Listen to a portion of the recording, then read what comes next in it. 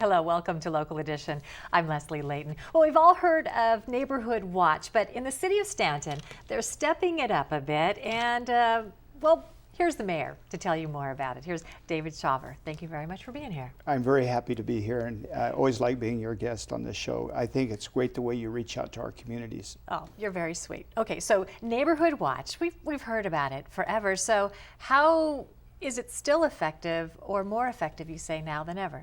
We've kind of revamped it a little bit. The old Neighborhood Watch is where you put the old heavy metal sign in maybe one or two spots in the neighborhood, and then relied on the local police department to work with the neighborhood.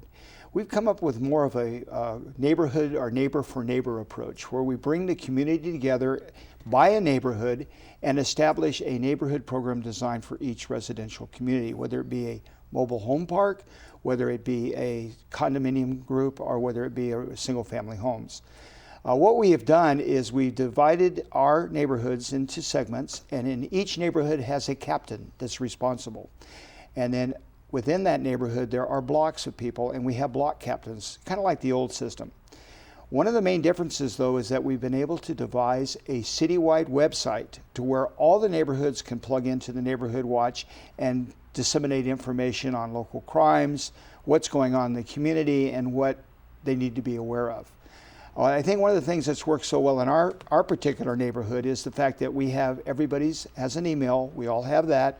We all have phones, and we also have the authorities that we can call for our backup, which is the police department. And what we do is that we report unusual activity within our communities, within our neighborhoods, and we talk about it. And we talk about it over the internet. We talk about it over the phone.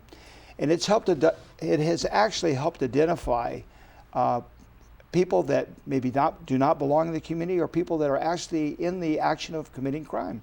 First of all, it would create an awareness if you are communicating that there is a Neighborhood Watch. And say, for instance, I'm looking out my window and I see something that just doesn't seem right. Where would I start?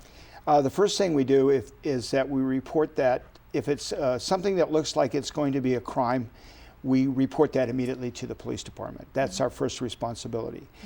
If we feel a little more comfortable about it, then we send an email out, or we pick up the phone and call the block captain, and we report that, this is going on. Has this occurred before? Is this person or this car or this bicycle or this type of activity been seen by anybody else in the past? And through this communication, sometimes we find out that it's just Uncle Joe coming over to pick up the groceries or deliver groceries, or to maybe help with some plumbing or something.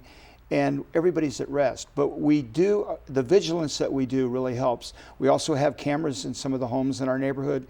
So visually we have recordings which help also. Well, I see the awareness is a great thing, and you might even meet your neighbor, heaven forbid, which would be a great thing. But what about like the vigilante element that we see, like the Zimmerman case in Florida? You're warning people about don't take things into your own hand.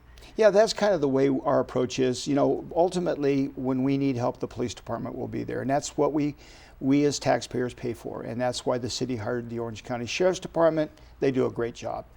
The important thing is, though, is that you want to make sure that you don't take the law into your own hands. You don't confront people.